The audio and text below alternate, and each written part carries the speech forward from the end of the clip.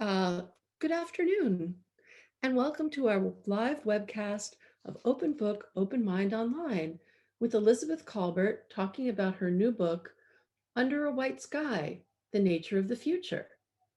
I'm Ariel Zeitlin, one of the librarians at Montclair Public Library, and first, I'd just like to draw your attention to the Q&A button.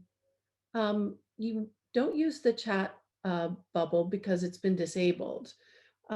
So if you're using a computer or a smartphone, it's at the bottom of your screen. If you're using a tablet, it's at the top of your screen. That's how you can send us your questions for the Q&A, and it's also how you can ask for live tech help from my librarian co-host, Molly Hone, at any time during the webcast. Now, I'd like to introduce Jennifer Dan Phillips, a member of the board of our Library Foundation. Thanks, Ariel. Hi, everyone. We're so happy you're all here for another virtual webcast of Open Book, Open Mind. I'd like to welcome everyone on behalf of the Foundation. We're a group of your friends and neighbors, and our mission is to raise money to fund the offerings that make our library so special. This includes library programs like this one, staff development, building restoration, and other needs that aren't covered by town funding. Your donations support everything from laptop lending and Wi-Fi hotspots for Montclair residents without internet access, to delivery of materials to seniors who are at home, to the children's reading programs, and most recently, the significant growth in the e-content during the pandemic. So please make a donation through our website, montclairplf.org, after you enjoy this event. Gifts of all sizes have an impact, and the library needs your support now more than ever. Thank you very much, and please enjoy the program. Thank you so much for all that you do, Jen. And if anyone in the audience would like to find a way to do more for the library, please search Friends of the Montclair Public Library on our website or on Facebook. They always welcome new volunteers. Now, it's my very great pleasure to introduce Elizabeth Kolbert. Welcome, Betsy. Hi, Ariel. Hi, everyone in Montclair and beyond. We're so glad you're here. Betsy Kolbert has a rare gift for closely observing and interpreting our fast evolving planet and humanity's contributions to those drastic changes in clear, elegant prose that the ordinary person can understand and be moved by. Best known for her Pulitzer Prize-winning book, The Sixth Extinction, An Unnatural History, Colbert has been a staff writer at The New Yorker for more than 20 years and has published 3 other books. Previously, she worked at the New York Times as bureau chief for Albany. She lives in Massachusetts. Betsy's latest book, Under a White Sky, came out on February 9th and has been hailed by the New York Times as important, necessary, urgent, and phenomenally interesting. Beautifully and insistently, Colbert shows us that it is time to think radically about the ways that we manage the environment. You can borrow Under a White Sky through the library or buy it from our partners, Watchung Booksellers in Montclair, New Jersey. And now I'm also happy to introduce Katrina Browning, the Deputy Director of Succeed Together's Montclair Literary Festival and our partner for this event. Welcome, Katrina. Hi, Ariel. Hi, Betsy. Lovely to be here. Thank you. It's my pleasure to introduce the moderator for today, Michelle Nijhuis. Welcome, Michelle. So Michelle is the author of Beloved Beasts, Fighting for Life in an Age of Extinction. She's also a project editor of The Atlantic magazine and an award-winning reporter whose work has been published in the National Geographic and the New York Times magazine. She lives in White Salmon, Washington. Lovely to have you here, Michelle. Hi, Katrina. Thanks for having me. Okay, so this is the moment that we've all been waiting for. I'll be back after we have the questions for our audience Q&A. And for all of you at home, please remember that you can start submitting your questions now while the conversation is going on. Just do it through the Q&A. Thanks so much.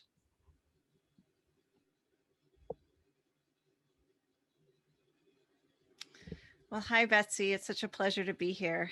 Hey, Michelle. Good to see you. Good to see you. So I'm excited to talk about this brilliant new book, which is right here. And for those of you who haven't read it yet, I can tell you that it's not comforting, not reassuring, but it is still a pleasure to read. It does you the favor of making you think. It thinks alongside of you, and it is also surprisingly funny. I laughed out loud so often while I was reading it that my family kept asking me what I was reading and kept being slightly bewildered by the answer. So it's enjoyable for those reasons, but of course, its overall subject is very sobering. And I think you're going to start us off with a reading that sets up the stakes of that story for us. Yes, and thank you, Michelle. I really appreciate that. And I'm just going to read a really short section from the beginning of the book, but just by way of introduction, I will say that we're on a trip. I and some other folks are motoring down a river, the Chicago River, which has been both reversed. The flow of the river has been reversed, and part of the river has been electrified. And you kind of need that to understand this. We're going here. So I'm just going to read a short passage here. That man should have dominion over all the earth and over every creeping thing that creepeth upon the earth is a prophecy that is hardened into fact. Choose just about any metric you want, and it tells the same story. People have by now directly transformed more than half the ice-free land on Earth, some 27 million square miles, and indirectly half of what remains. We have dammed or diverted most of the world's major rivers. Our fertilizer plants and legume crops fix more nitrogen than all terrestrial ecosystems combined, and our planes, cars, and power stations emit about 100 times more carbon dioxide than volcanoes do. We now routinely cause earthquakes. A particularly damaging human-induced quake that shook Pawnee, Oklahoma on the morning of September 3rd, 2016 was felt all the way in Des Moines. In terms of sheer biomass, the numbers are stark staring. Today, people outweigh wild mammals by a ratio of more than 8-to-1. Add in the weight of our domesticated animals, mostly cows and pigs, and that ratio climbs to 22-to-1. In fact, as a recent paper in the Proceedings of the National Academy of Sciences observed, humans and livestock outweigh all vertebrates combined, with the exception of fish. We have become the major drivers of extinction and also probably of speciation. So pervasive is man's impact, it is said we now live in a new geological epoch, the Anthropocene. In the age of man, there is nowhere to go, and this includes the deepest trenches of the oceans and the middle of the Antarctic ice sheet that does not already bear our Friday-like footprints. An obvious lesson to draw from this turn of events is be careful what you wish for. Atmospheric warming, ocean acidification, sea level rise, deglaciation, desertification, eutrophication. These are just some of the byproducts of our species' success. Such is the pace of what is blandly labeled global change, that there are only a handful of comparable examples in Earth's history, the most recent being the asteroid impact that ended the reign of the dinosaurs 66 million years ago.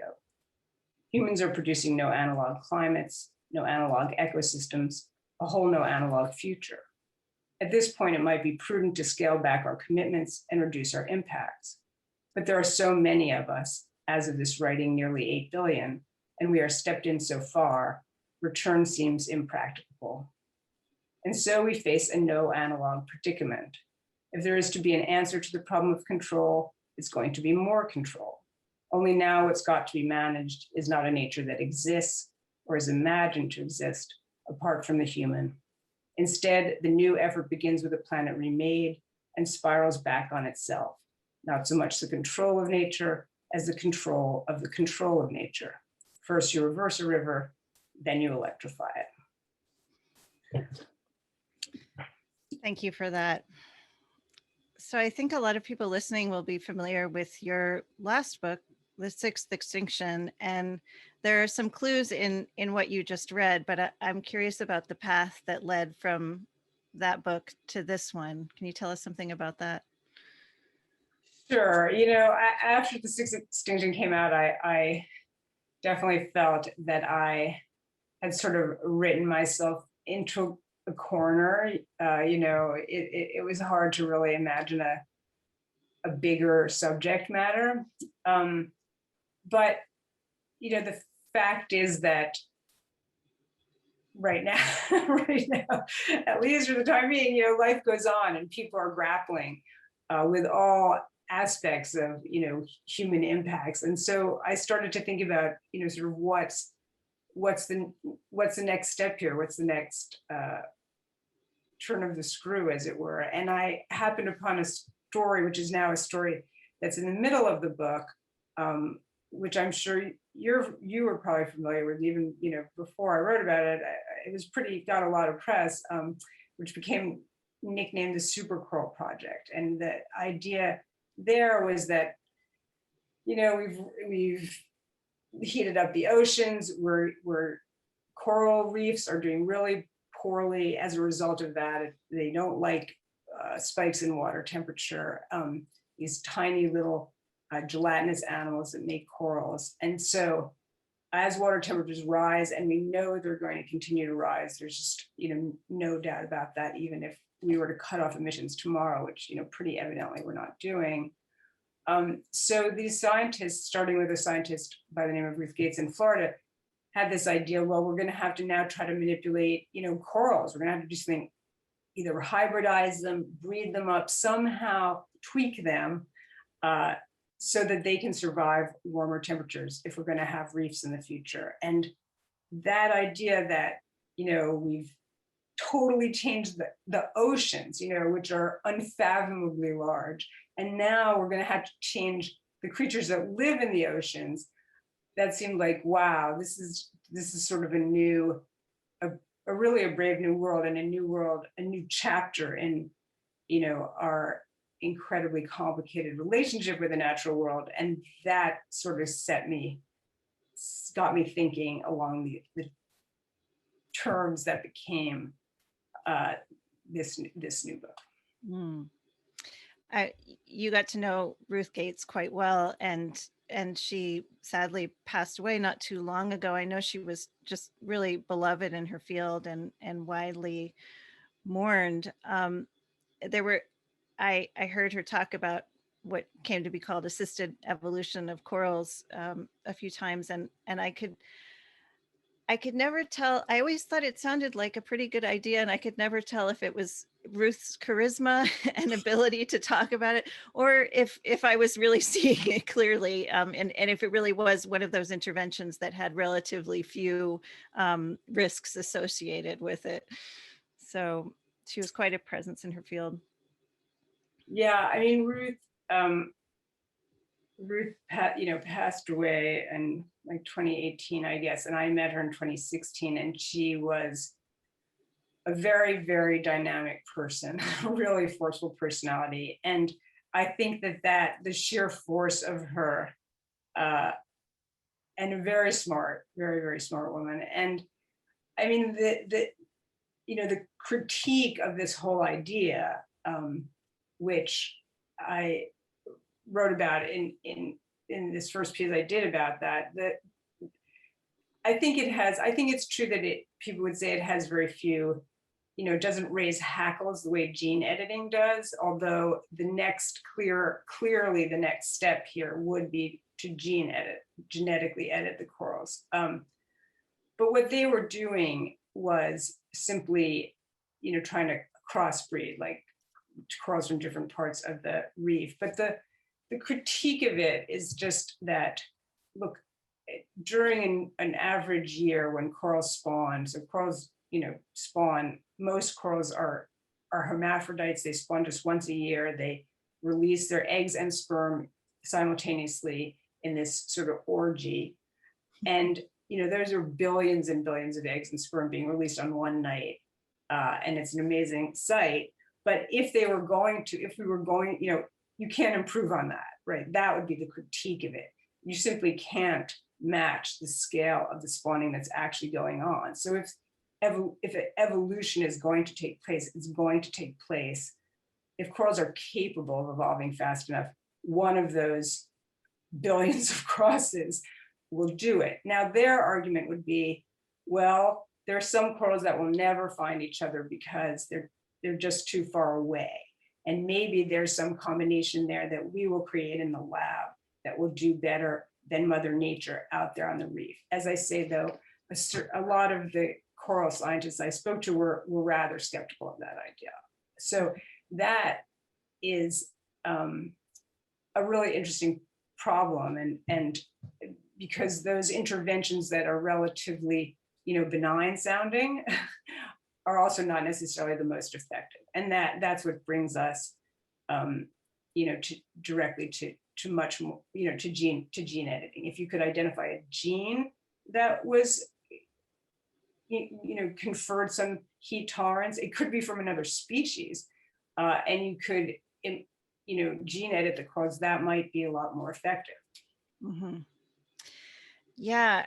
So you take us, the structure of the book is you take us on a tour of increasingly ambitious and increasingly, I should also say, speculative tour of these interventions in what we still call the natural world, and what they all have in common is that they are reactions to the unintended side effects of previous interventions.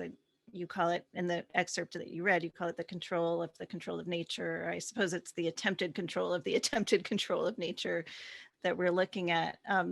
So the assisted evolution of coral is one strategy that you examine. And then, as you mentioned, there's also that, if successful, that leads somewhat naturally to the idea of actually, quote unquote, editing the genes of a species to either make it better able to survive, or in one case you talk about less able to survive and spread. Could you tell us about the work that's being done on the cane toads in Australia? And some scientists attempt to make them, to edit their genes to make them somewhat less pernicious in the ecosystem. Yeah, sure. So this is, I think, going to be a big deal, and not, I shouldn't say a big deal, but the next wave in conservation potentially is gene editing. So I'm sure most of our listeners, have heard of CRISPR. CRISPR has just made it. CRISPR is just basically a set of gene editing techniques borrowed from bacteria, and two scientists recently won the Nobel Prize for sort of figuring out how to harness this power of bacteria to very precisely cut a gene. So you can just direct this enzyme where to go, and it will do a very nice cut for you. And then you can either disable a gene, or, and this gets a little trickier, but you can replace a gene. And you can replace it with a synthetic gene. You can replace it with a gene from another species. It's the possibilities are truly endless. And what the group that I visited, I actually visited two groups in Australia. One were gene editing cane toads, which were introduced into Australia in a disastrous effort at biocontrol. They were supposed to eat these beetles that were plaguing Australia's sugar cane crop.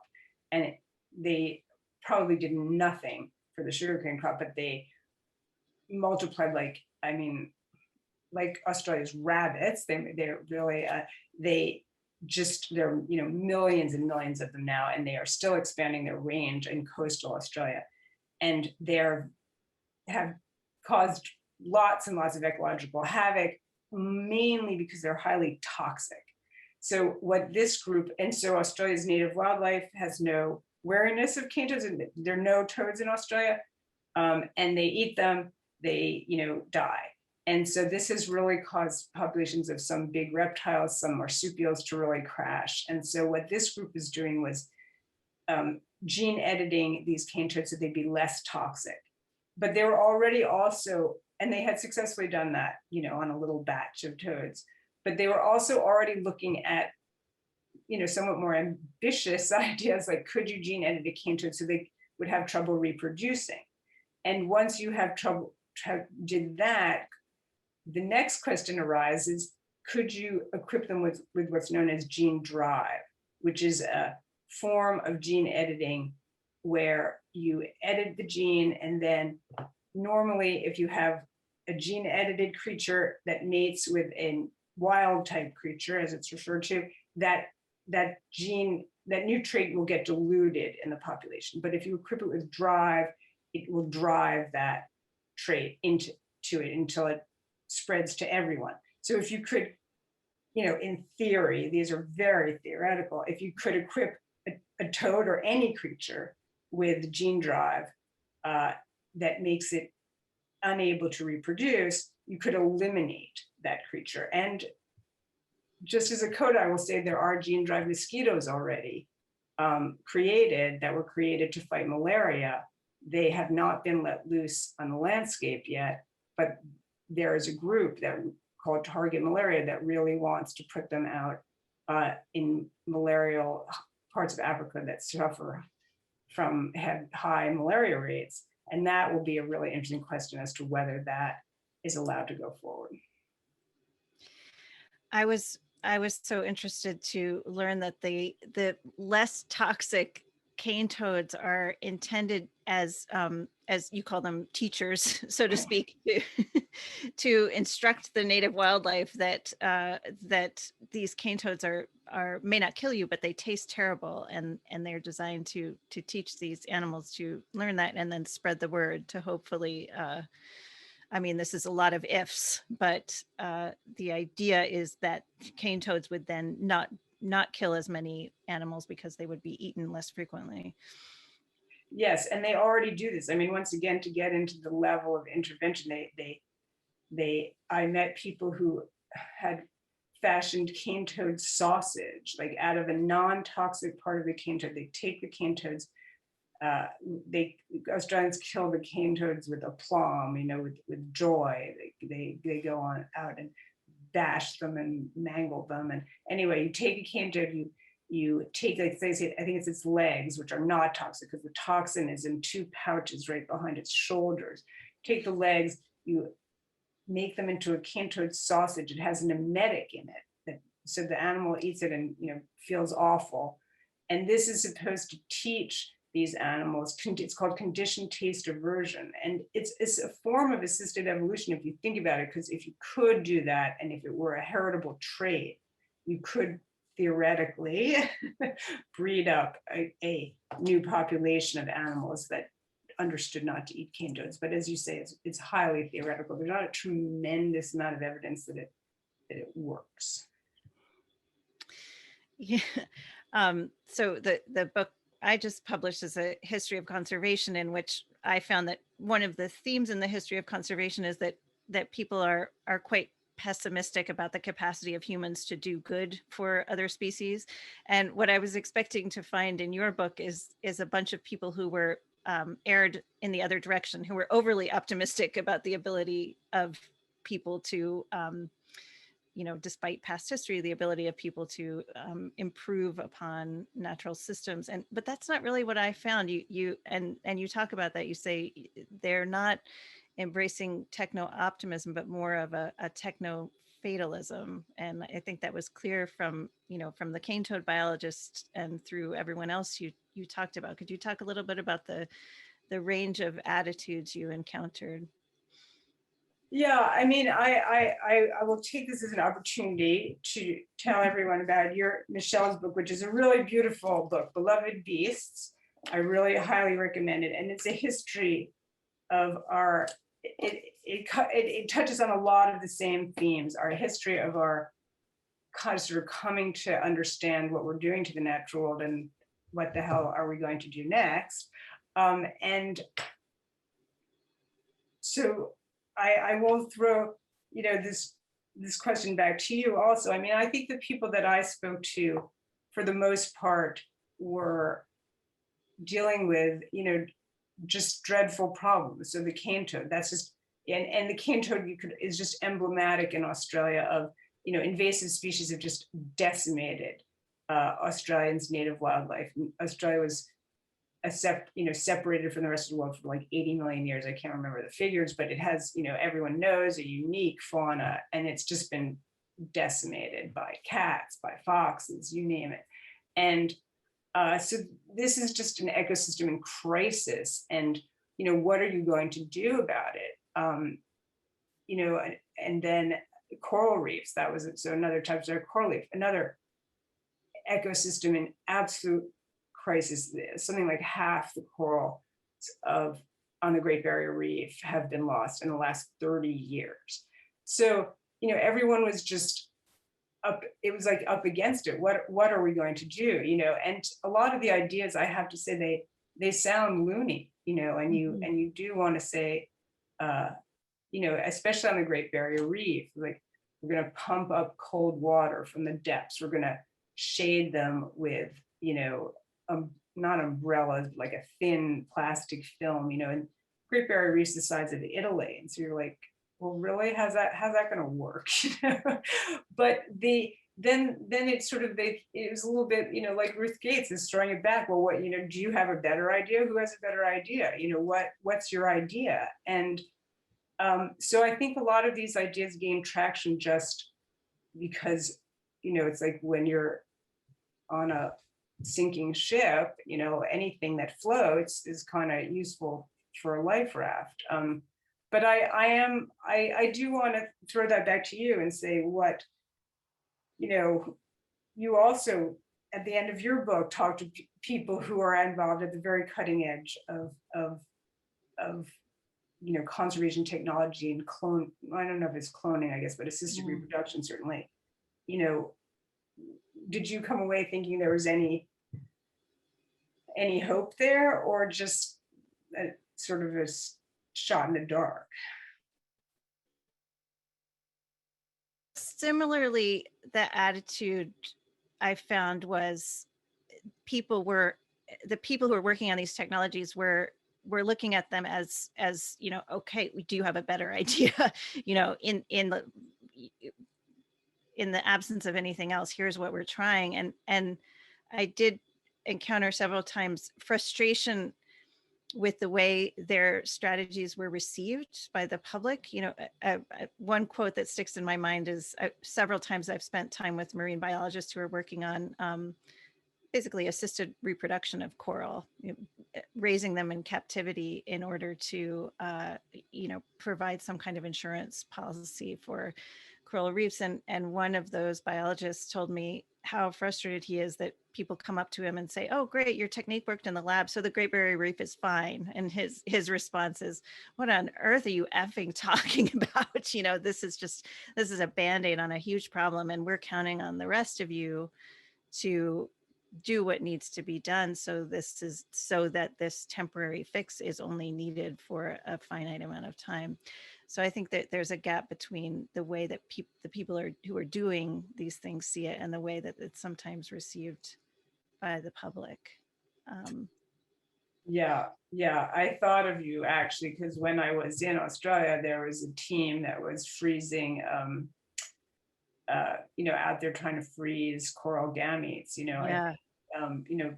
everyone doing that kind of cryo banking now, again, sort of against apocalypse. But then there's a question of like, what do you do post-apocalypse? But that's not really the problem yet. Right now, just getting the stuff to, getting viable stuff frozen. They worked all night. I mean, they were very, very dedicated to this task. Yeah, and each of those techniques, I mean, all the techniques you write about they can seem like magic from the outside, but they take incredible labor. I mean, the people who are doing them know how long it takes to develop any new technique in the laboratory. And I mean, I've written about assisted reproduction of coral a couple of times, separated by about 10 years, the two projects I worked on, and there were advances in those 10 years, but they hadn't perfected the technique. And I think there's a sense of, well, this takes a long time to perfect, and it still just gets us to the starting line of the things that we know are necessary, whether it's reducing emissions or protecting habitat or what have you. Oh, you go ahead.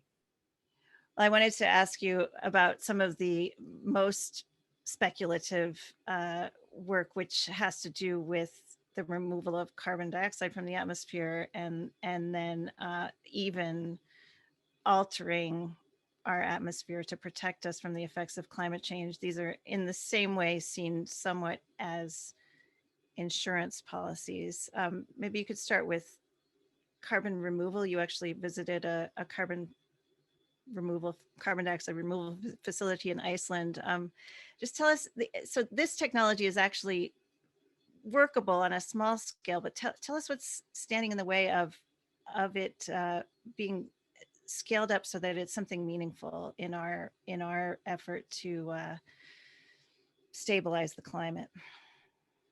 So, carbon dioxide removal I guarantee that you're going to hear more about it in coming years, because all of these goals that have been set, or this threshold of what's considered dangerous climate change, which, some would argue is 1.5 degrees, which for all intents, 1.5 degrees C, which for all intents and purposes we've already reached. And many scientists would say, okay, we could go to 2 degrees Celsius, about 3.5 degrees Fahrenheit. Also, once again, very, very difficult to stay beneath that threshold. And if you look at these, what are called scenarios, I'm not going to get into the complexities of how the Intergovernmental Panel on Climate Change works, but they run these huge models, and their economic models and their agricultural models and their climate models, and they sort of come up with these scenarios. And most of the scenarios for holding average global temperatures up to an increase of less than 2 degrees C already include what are called negative emissions, so carbon dioxide removal of some form, and pretty substantial amounts by the end of this century. So in a weird way, it's this technology, which you could argue, it's this technology that we've come to depend on without really having, which, is not exactly what the doctor would order. But what it is in its simplest form, or in a mechanical way, is, we know how to take CO2 out of the air. We've known it for a long time. If you're on a sub, you have to cleanse the air of CO2, otherwise it will build up, the crew will start to pass out. And CO2 is basically an acid. If you dissolve it, it forms an acid. So if you use a base, you can, draw it out of the air. And what these machines do is they have some kind of alkali chemical in them, various forms. They run air over it. They capture the CO2. Then they use heat, usually to force off the CO2, collect it, and then you got to do something with it. And in Iceland, what they were doing, which was interesting, the interesting part about it is they were piping it way underground, where it actually was mineralizing in Iceland's volcanic rock, which is very, sort of young rock, as it were.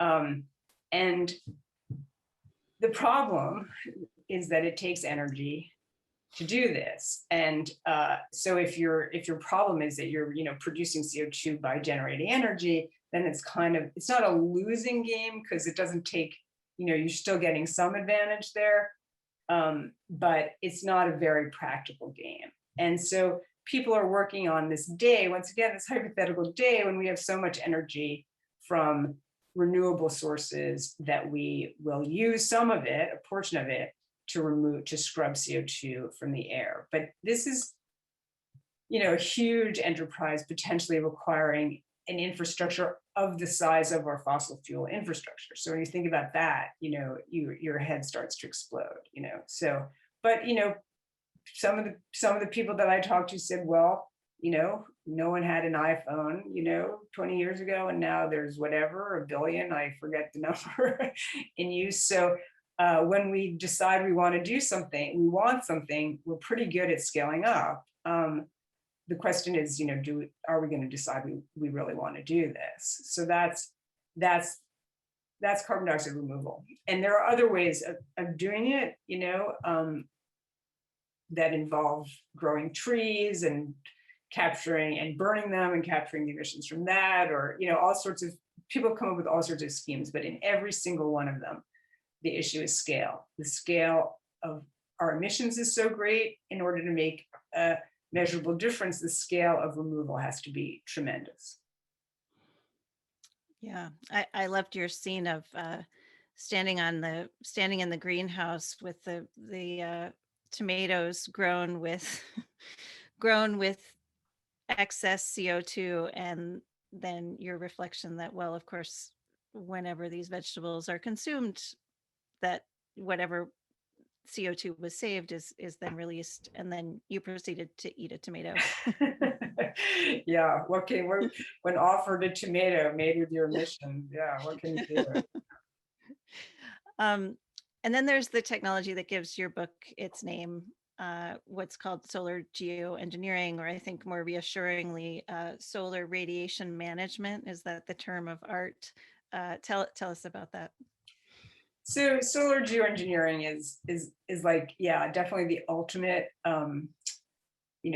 intervention to solve an intervention. So the idea behind, solar geoengineering or solar radiation management is that, there's just too much CO2 in the atmosphere, and if you want, CO2 hangs around for a long time, and it's going to continue to heat the world for a long time. So, if you get this climate that you don't like, which is eminently possible, you get some kind of humanitarian disaster, some kind of ecological disaster, there's really nothing you can do to counter that quickly, except potentially, once again, somewhat theoretical, but we have pretty good reason to believe it works, which I'll get to. You would throw something into the stratosphere, some kind of probably particulate matter, dust, basically, that would be reflected, would reflect sunlight back to space. That has a cooling effect. And the inspiration for this comes from volcanoes, which spew a lot of sulfur dioxide into the stratosphere. And that creates these aerosols that are very reflective. You get these great sunsets, and you get a temporary cooling effect, which we saw, which was measured very, very precisely after Mount Pinatubo in the early 90s.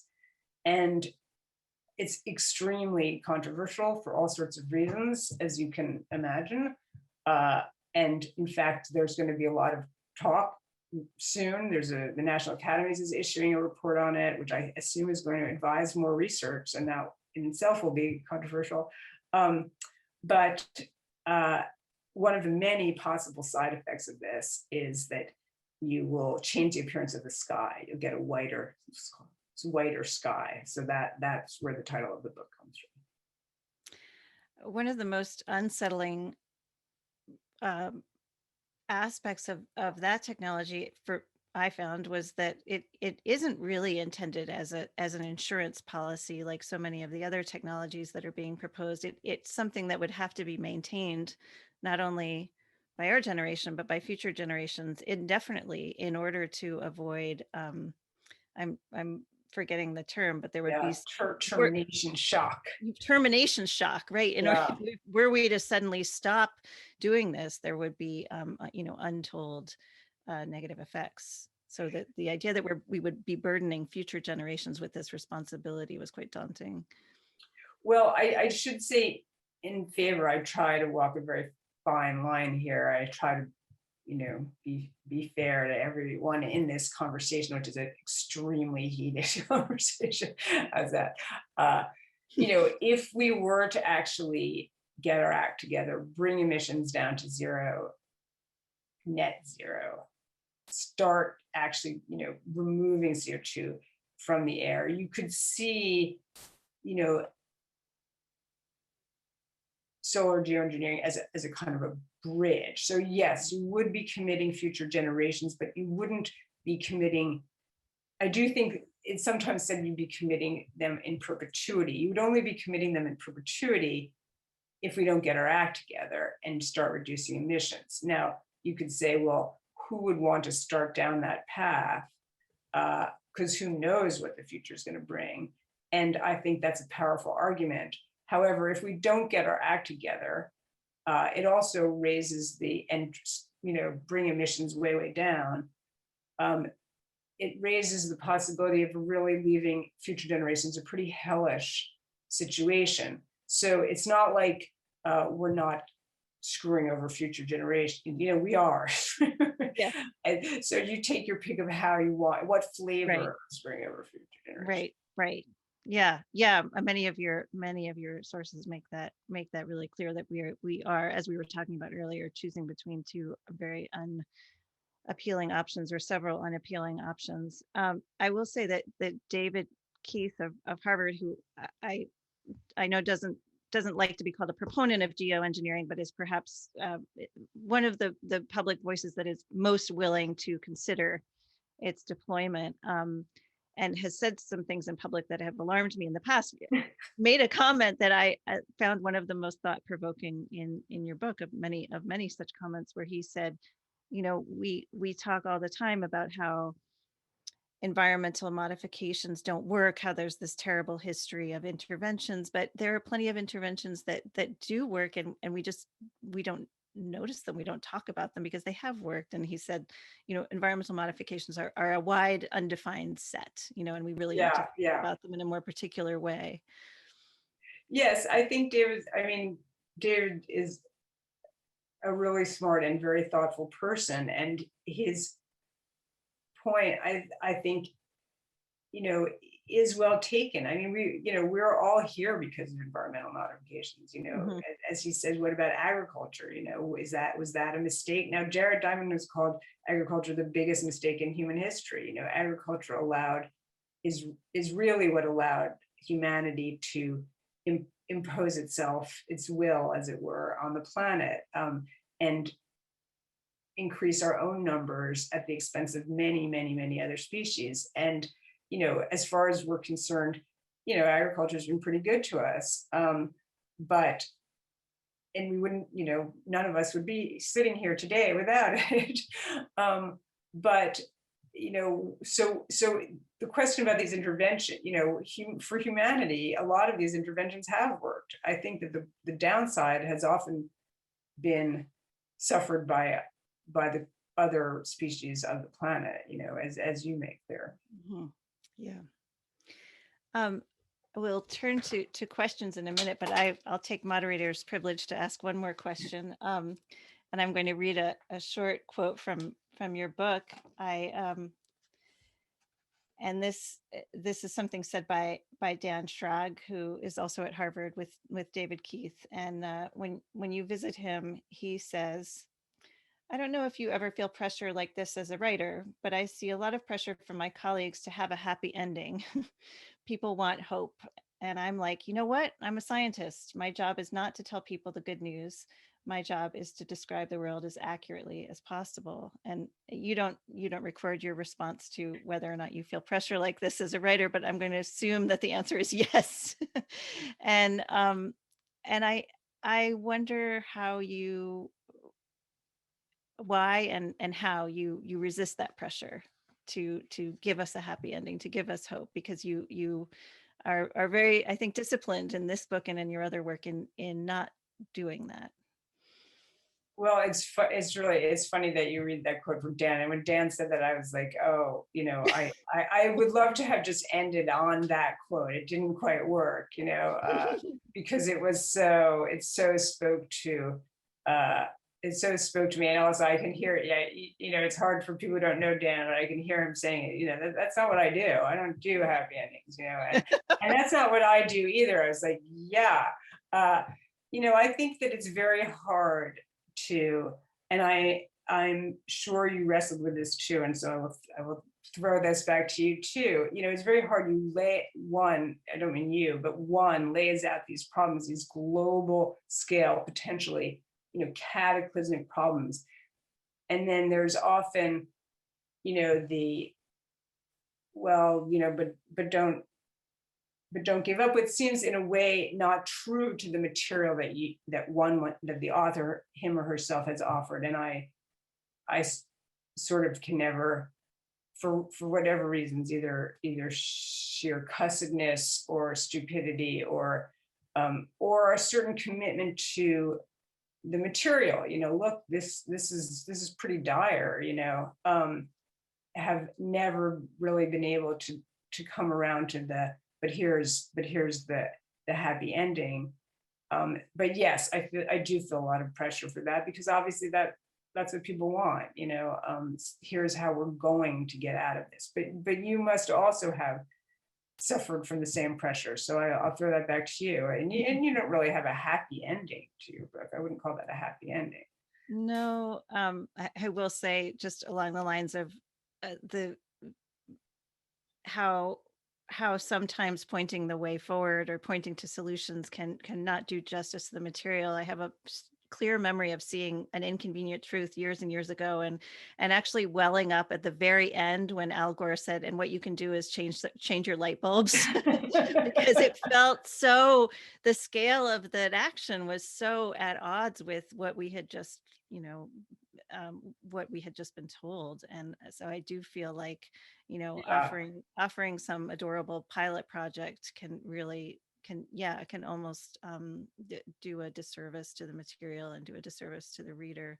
What I joked for a long time that the subtitle of my book was Not as Bad as You Think. And that was the form of hope I felt like I could offer as someone who was looking at history, was saying, look, some of the, call them interventions, that the conservation movement has performed are unrecognized because we take species for granted that we have today, so that we actually know more about what can be done than we think we do, and we can do more of that. And while we can't save everything, we can save some things. So but you don't, I felt strongly that I didn't want to do an injustice in the material or minimize what I had laid out. And I'm sure you felt that similarly. You don't want to say, oh, but it's all okay because people are working on this. Right. There should be like a name for, like, a shorthand, like the change your light bulb, effect or something like that, where, after this, everything's terrible, the world is going to hell, we're, facing ecological collapse, but you can change your light bulb,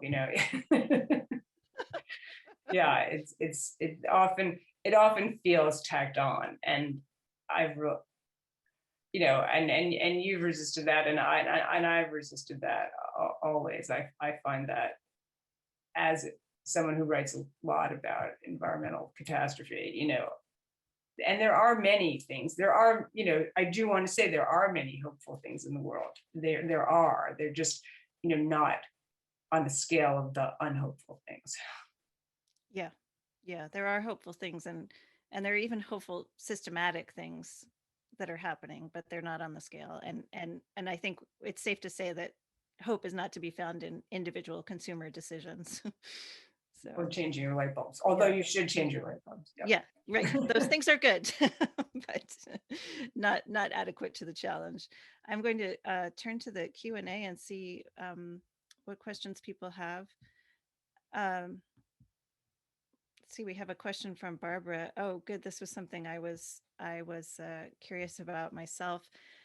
I was so impressed by the amount of research Elizabeth did. What more would she have done if the pandemic had not interrupted travel? You were planning to go to Greenland, if I remember, return to Greenland when speaking of our ability to control and not control nature, when the pandemic interrupted your plans. Did you have other plans beyond that? And how else did the pandemic change your thinking?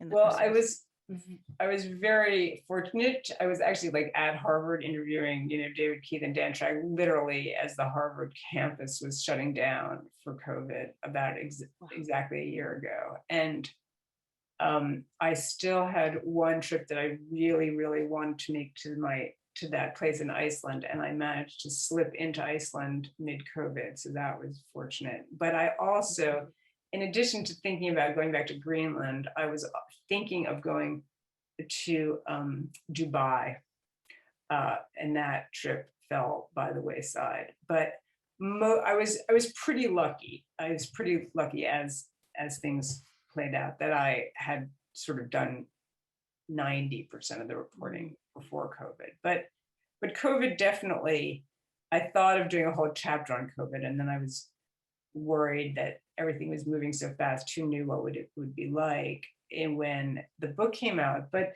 COVID very much fits the pattern that the book talks about, which is, kind of these sort of coupled human and natural systems where, we got, COVID is a zoonotic disease from somewhere, we don't know exactly where, but definitely we knew this was coming because of the way we deal with animals, and both domesticated and wild. We knew that somehow, someday, that something like this was going to happen.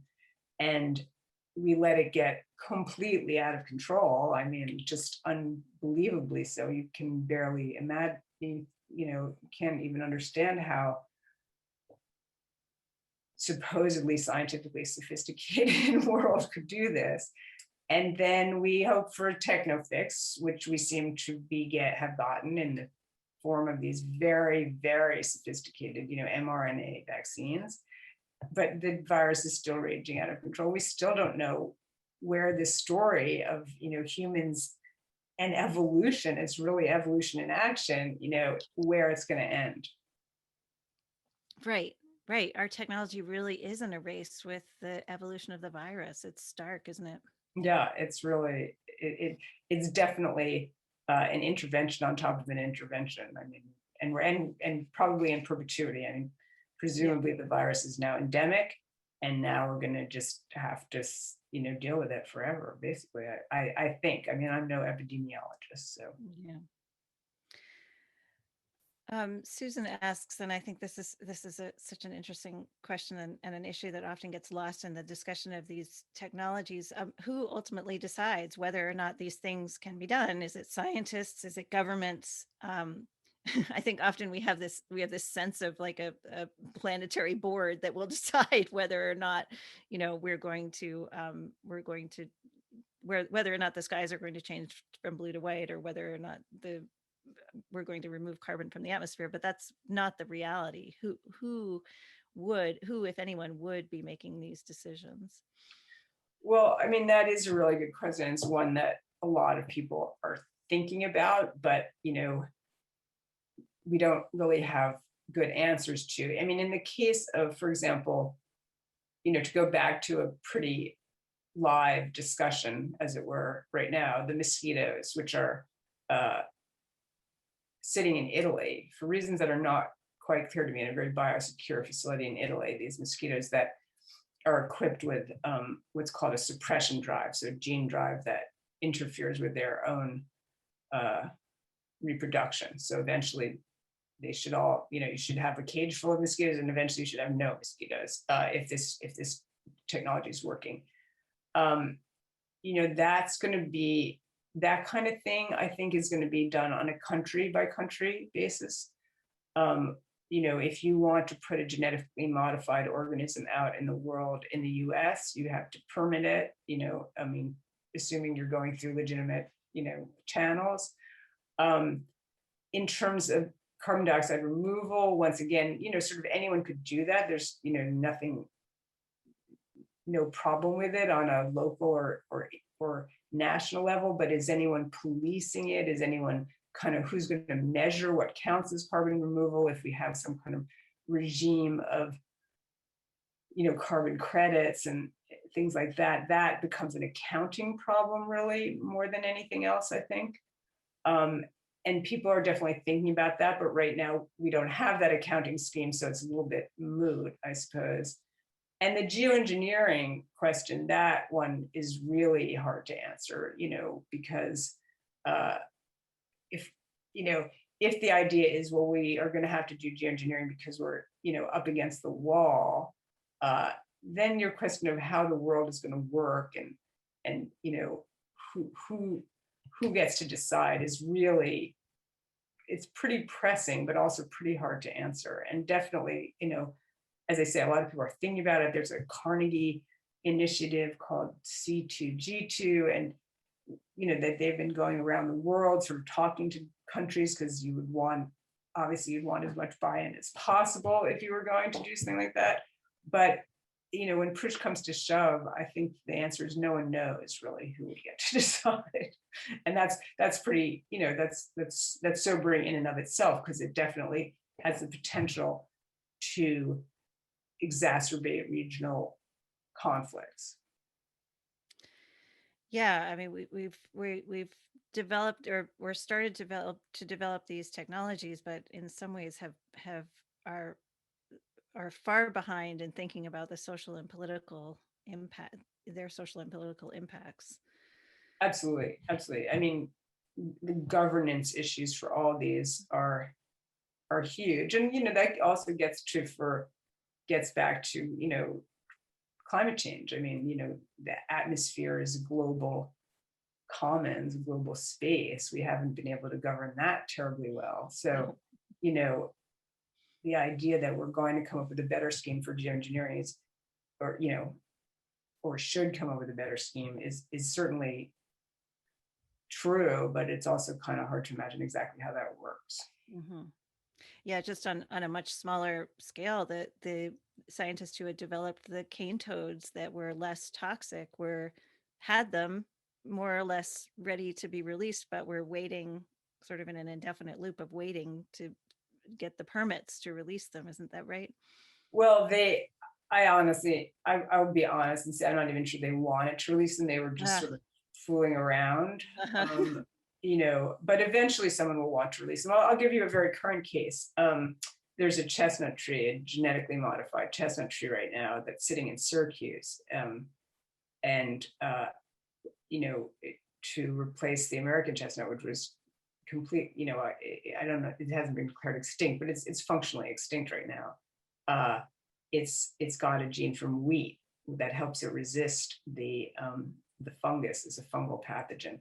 And that permitting process right now, which I forget, I'm sorry if it's the EPA or the FDA or both or whatever, but that permitting process is happening right now.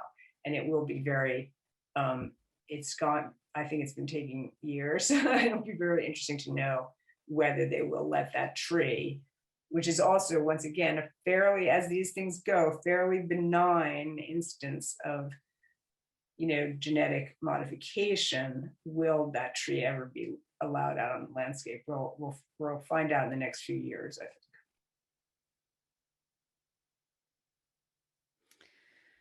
think. Switching to or returning to solar radiation management or solar geoengineering, Marcia, who I know has a geology background, says, I worry that in this conversation, the real dangers haven't been made clear. She says, please mention the facts that it would just be interesting to hear you comment on this, that we have no global governance system for deciding how to implement this, which we talked about, but also that climate models suggest that stratospheric sulfate injection could disrupt the South Asian monsoon, which of course means disruption in food supply for many millions of people. And she also brings up that the raw material SO2 would come largely from petroleum and natural gas production. So fossil fuel companies have another incentive to advocate for it, in addition to the fact that it would likely lull the public into a sense of complacency about reducing CO2 emissions. And that last point, I know you addressed it in the book, that the moral hazard of knowing that, oh, well, there's this technology that's going to protect us from this, so we won't have to take what may be politically painful or personally painful measures. So would you like to comment on any of those drawbacks?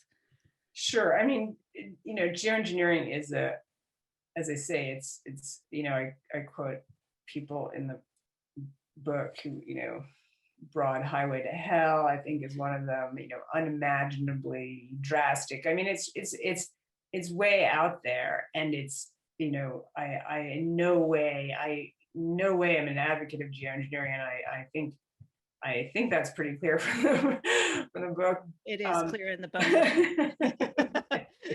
But we may not have gotten to all the drawbacks in this conversation, but it is quite clear in the book. I mean, the drawbacks, the moral hazard problem, I think, is very real. And I think even the people who study geoengineering would say that it's a real hazard. And it's a little bit of that, that's the idea that if you dangle in front of people the prospect, oh, well, we'll just counteract climate change somehow, that removes some of the pressure to reduce emissions. Now, what the comeback, and once again, trying to be fair to all sides, the comeback is, well, we're under a lot of pressure to reduce emissions, and we really aren't doing it.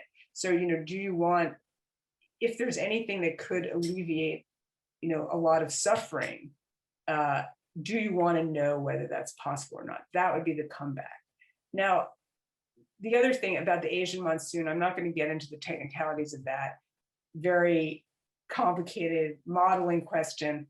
But the other point that you have to make, once again, to be fair, is compared to what? It's not compared to, the Asian monsoon of 50 years ago. It's not even compared to the Asian monsoon of today.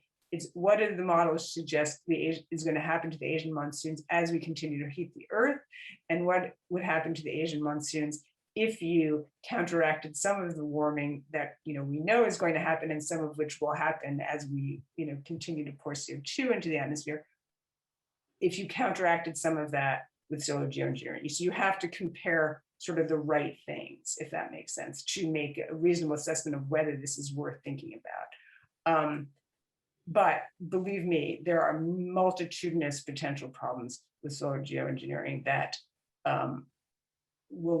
should be thoroughly investigated before anyone makes the first move toward doing it. Will it ever be seriously considered? These are questions that lie, I think, still a few to several decades away. I'll just take a couple more questions here.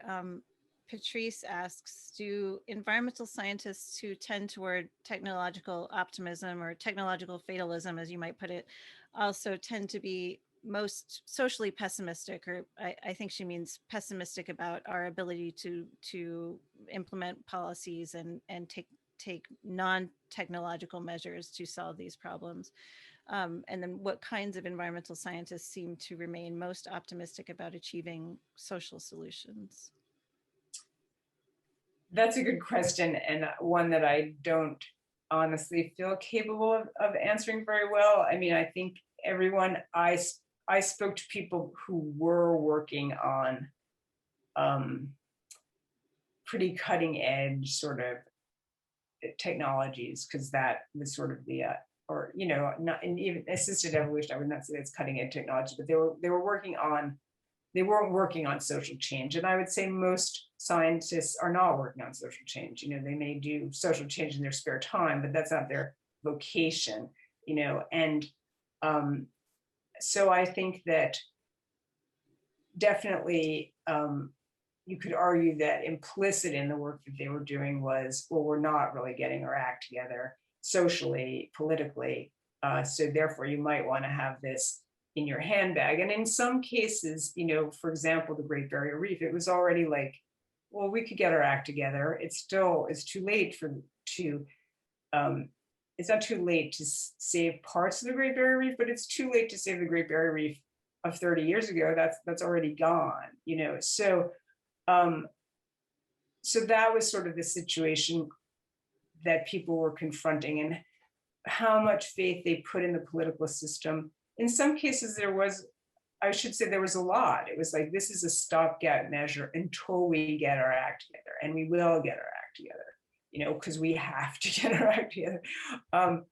So I know that's an inadequate answer, but I haven't done sort of the sociology of science. It would be an interesting, you'd have to ask people a lot of detailed questions, but it would be an interesting sociological research project.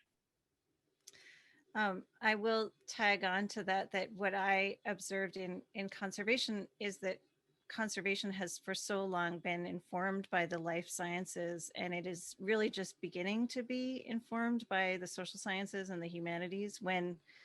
So conservation has learned a lot about what we need to do, but relatively little about how to do it, how to change human behavior so that we will do it.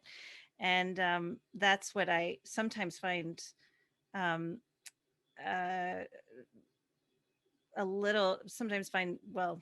think of the right adjective, but I'll just say distressing about when technological solutions are proposed, because I feel like, oh, we're just learning about how to implement these behavioral structures that might help us as societies make incredible changes. Yeah, I think that's yeah. Anyway, Yeah, no, I think that's a really good point that you're making, because, but as you say, as you suggest, these groups are pretty siloed often, and so and probably need to be working more across those boundaries. yeah. One last question that will probably feel familiar to you. Maybe not a happy ending, but are there hopes? Can you give us something to do so we don't feel powerless? Now, I'm not going to make you come up with some kind of consumer decision, but I do want to end, because I think there are some signs of hopeful systemic change with the new administration and so forth. So could you point us towards some relatively large scale things that are happening that are counteracting this, counteracting these admittedly enormous challenges that we're facing? Yeah, absolutely. I mean, I think that the new administration, has, in their first couple months, in the combination of executive orders and appointments, some really, really sterling appointments have been made, and all positive, signs that they genuinely intend to take serious action on climate. Then now there's an infrastructure package that's, coalescing, I guess. I don't know exactly what is going to be in it or whether it will pass, but I think that will be a key test of the new administration, is that you can't have an infrastructure package where half of the package encourages fossil fuel use and half of it doesn't. You need one where all the arrows are pointing in the right direction. And they understand that, or at least a lot of people in the administration understand that. So, but it's, politically, it's very difficult. So the hopeful thing, because Michelle has asked me to not be my, is that, definitely this administration has people in key places who understand the stakes, and I think are genuinely committed to trying to get something done. Whether that will happen, is partly up to us, I suppose, and that gets to social change and politics and political organizing. And I don't know if most people in this audience are from New Jersey. I guess New Jersey is no longer considered a swing state, unfortunately, but making sure that your elected representatives see this as a priority and see it as a winning issue, acting on climate change as opposed to a losing issue, I think it could make all the difference. So I definitely urge people, everyone, even if you think your representative or senator is, on the, quote unquote right side, to make your voices heard and encourage him or her to, really vote the right way and be proactive on these issues, because that's going to make the difference. Is this Congress going to feel like compelled to do something on climate change, or is it going to feel, by voters, or is it going to feel compelled not to do something on climate change? And I don't know the answer to that yet. But I don't know. I also will throw this also to Michelle for the last word. I mean, yeah, in terms of hopefulness, how do you feel at this particular political moment? I do feel hopeful about the things that you've mentioned, and feel hopeful that climate is seen as a overarching issue. It's not siloed off so far in what, in the signals that the administration has given us. They've shown that they understand it as being an issue that touches so many other issues, and that it really will take some broad, inclusive action. And I think I would just echo what your last comment, that I think representatives have to feel not only that it's something that you would agree with, that action on climate change is something that you would agree with, but they have to know that it's something you feel is urgent. There's a lot of things there's a lot of things that seem urgent, and they have to know that you consider climate change to be at the top of the list or near the top of the list. So please do make it known to your representatives, even if you think they're in agreement with you. So I'm going to end it there. I understand it's a beautiful day on the East Coast and the skies are blue for now. So please go out and enjoy them. And I do recommend this book. It's a timely read, an urgent read, and one I guarantee you will find thought-provoking. So I highly recommend it. And thank you to Ditto. I urge you to go out and get Beloved Beasts by Michelle, which is also just out very recently. Thank you, Betsy. And thanks to so many of you for coming, for the great questions. And I'll turn it back over to Ariel. Wow, what an amazing conversation. And I'm so glad that you read the questions, Michelle, because they would have been over my head. I felt like this was a really substantial conversation and one in which you explained things that lay people need to know, but maybe have trouble understanding, at least speaking for myself. So thank you so much for coming to Open Book, Open Mind and Succeed Together's Montclair Literary Festival. And I always want to thank the audience because, as you know, without you, we've got nothing. You make this happen. And we're so grateful that you are interested in learning about these ideas and reading these books and meeting these authors. So Under a White Sky and Beloved Beasts also, I wish I had that book, it looks sumptuous. And Michelle and Betsy's other books are available for sale by our partner Watchung Booksellers, and they're also available to borrow through the library. And this is the moment where I urge all of you to consider buying books. If you care about the authors, if you want them to keep writing books, if you want them to be able to address these important issues and bring them to the public, if you want them to come back to Open Book, Open Mind, if you want them to be able to sustain themselves, consider buying their books. That's the greatest token of respect. Finally, I hope that you'll join us for our next event, which is with Pulitzer Prize winning playwright Chiara Alegria Hudes in conversation with Elena Martinez of the Bronx Heritage Musical Centers. They'll be talking about Chiara's new memoir, My Broken Language, on Thursday, April 22nd at 7 p.m. So be well, and we hope to see you next time. Thanks so much for tuning in. Bye for now.